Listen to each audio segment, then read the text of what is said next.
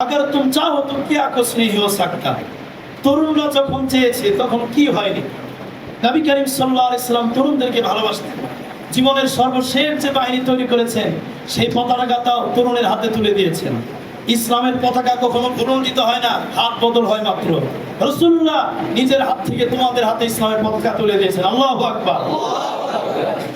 সুতরাং তরুণেরা, তোমরা 1952 সালে রক্ত দিয়েছো, 1969 রক্ত দিয়েছো, 1971 এক সাগর রক্ত দিয়ে স্বাধীনতার পতাকায় লাল সবুজের রং মেখেছো, 2024 রক্ত দিয়ে দীর্ঘ শাসন শোষণ জুলুমের অবসান ঘটিয়েছো।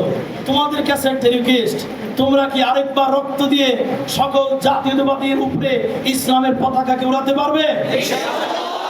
তোমরা ইনশাআল্লাহ। সেই খেলাফা, সেই বিপ্লব যদি ঘটাতে হয় তাহলে বিক্ষোভ মিছিলে নয়, বদর থেকে বালাকোটের রক্ত ঝরা ময়দানের পদ্ধতিতে কায়েম করতে হবে। রাজি আছো তোমরা? রাসূলের পথ ছিল বিপ্লবের, রাসূলের পথ ছিল সংগ্রামের, রাসূলের পথ ছিল না মসৃণ কুসুম ছড়ানো, রাসূলের পথ ছিলেন রক্ত বিচ্ছিল, রক্ত ঝরানো, ঠিক কিনা? আজও তার সেই পথে হাঁটছেন কিছু কাফেলা যারা স্বপ্ন দেখে বিশ্ব জয়ে। আল্লাহ তাআলা আমাদেরকে দিন বিজয়ের কাফেলায় কবুল করে নিক বলে আমিন। সবাইকে কবুল করে নিক বলে আমিন। আল্লাহ তাআলা আমাদেরকে দ্বীনের মুবাল্লিগ মুজাহিদ হিসাবে কবুল করুক, সবাই বলে আমিন। প্রিয় ভাই সব, আমি একটি কথা বলে শেষ করে দিচ্ছি। আপনারা কি বিরক্ত হচ্ছেন? আমার তো গলা বয়ে যাচ্ছে, আমি কি বলবো? হ্যাঁ, আলহামদুলিল্লাহ। আপনারা হিন্দার নাম শুনেন না? হিন্দা হযরতে হামজা রাদিয়াল্লাহু তাআলা আনহার লাশকে বিকৃত করেছে, ঠিক না? ইয়ারমুকের যুদ্ধে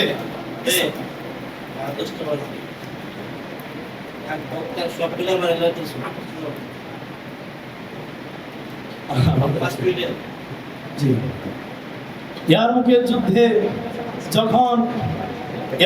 যুদ্ধে যখন সাহাবায়ে কেরাম দীর্ঘ 9 দিন যুদ্ধের পর 2 লক্ষ রোমান সৈন্যদের সাথে যুদ্ধ করতে গিয়ে যখন কিছু সাহাবী পালাচ্ছিলেন, হযরতে হিন্দা সেই সময় মুসলমান, তিনি তাঁবু থেকে বেরিয়ে তিনি জবাব গম্ভীর কণ্ঠে বলতে লাগলেন, হে সাহাবীরা, তোমরা যদি যুদ্ধের ময়দান থেকে পালাতেই হয় তাহলে যুদ্ধ করতে কেন এসেছিলে? যদি যুদ্ধ থেকে পালাতে হয় তাহলে এই নাও আমাদের মহিলাদের বোরকা আর এই নূপুরগুলি তোমরা পরো, তোমাদের ঢাল তরবারি আমাদের হাতে দিয়ে দাও। এই কথা শোনার পর হযরতে মালিক ইবনে আব্দুল ওয়ালিদ, তিনি হযরত খালিদ বিন ওয়ালিদের মামা, তিনি বলতেছে একটা মহিলা আমাদেরকে এই ভাষায় কথা বললেন। তিনি সাথে সাথে তার নিজের বর্মকে খুলে ফেললেন, মাথার শিরস্ত্রাণ ফেলে দিলেন, তরবারির পাটকে ভেঙে ফেললেন, আর বলতে লাগলেন, মান ইউবাইউনি আলাল মাউত, কে মৃত্যুর উপর আমার সাথে শপথ করতে পারবে? সুবহানাল্লাহ। মুজাহিদরা তৈরি হয়ে গেল, ওয়ানজালা জুনুদান লাম তারাউহা, আল্লাহর গায়বী সাহায্য নামিয়ে দিলেন। এমন তুমুল যুদ্ধ শুরু হয়েছে, সন্ধ্যা পর্যন্ত যুদ্ধ চলতে লাগলো। খালিদ বিন ওয়ালিদ বলতেছেন, আমি সন্ধ্যার সময় দেখতে পেলাম যে এক সাদা ধবধবে কাপড় পরিহিত এক বাহিনী রোমান সৈন্যদেরকে ভেড়ার মতো পালিয়ে ছুটাচ্ছেন। আল্লাহু আকবার। যুদ্ধের শেষে দেখি মালিক ইবনে আব্দুল ওয়ালিদের জান কোন রকম নিভু নিভু। তিনি আমাকে বললেন যে কার দিকে সুসংবাদ হয়েছে? আমি বললাম যে আপনি সুসংবাদ গ্রহণ করেন, আল্লাহ তাআলা আমাদেরকে বিজয়ের সুসংবাদ দিয়েছেন। সুতরাং তরুণেরা, তোমরা কি দ্বীন বিজয়ের জন্য শপথ নিতে পারবে? কোরআন আমাদের সাধনা, কোরআন আমাদের প্রেরণা, এই কোরআন দিয়ে করবো আমরা একটি ধন্য পৃথিবী রচনা ইনশাআল্লাহ। কোরআন আমাদের বিশ্বাস, এই কোরআন আমাদের নিরাপত্তার আশ্বাস, এই কোরআনই হবে মুসলমানদের ইনশাআল্লাহ শেষ নিঃশ্বাস ইনশাআল্লাহ। সকল ইসলাম বিমর্জিত মানব রচিত আইনকে ধ্বংস করে গোটা পৃথিবীতে আমরা এই কোরআনের শাসন বাস্তবায়ন করবো। রাজি আছেন?